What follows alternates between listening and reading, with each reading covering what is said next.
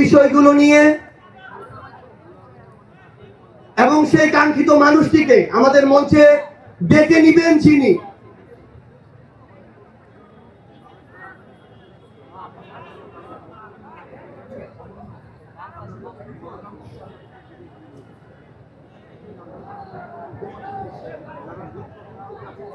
প্রিয় উপস্থিতি, এই মুহূর্তে আমাদের নতুন রাজনৈতিক দলের আহ্বায়ক এবং সদস্য সচিবের নাম ঘোষণা করবেন জুলাই গণঅভ্যুত্থানের শহীদ মোহাম্মদ ইসমাইল হোসেন রাব্বির বোন।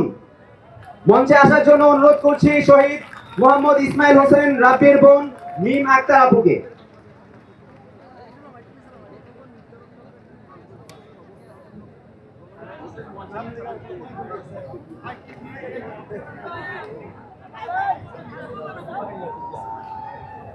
আসসালামু আলাইকুম।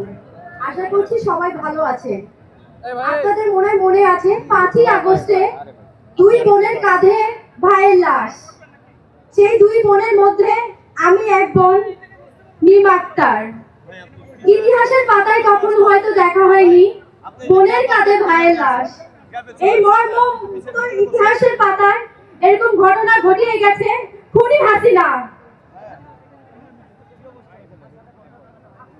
আমি শহীদ ইসমাইল হোসেন রাব্বির বোন 2024 সালের গণঅভ্যুত্থানের পর ছাত্র জনতার নেতৃত্বে যে নতুন রাজনৈতিক দলটি বাংলাদেশে আত্মপ্রকাশ করতে যাচ্ছে তার নাম জাতীয় নাগরিক পার্টি।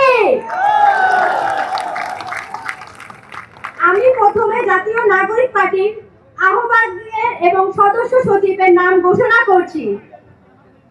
জাতীয় নাগরিক পার্টির আহ্বায়ক ও সদস্য সচিব জুলাই গণঅভ্যুত্থানের অগ্রনায়কগণ এবং এক দফার ঘোষক আহ্বায়কের নাম হচ্ছে নাহিদ ইসলাম।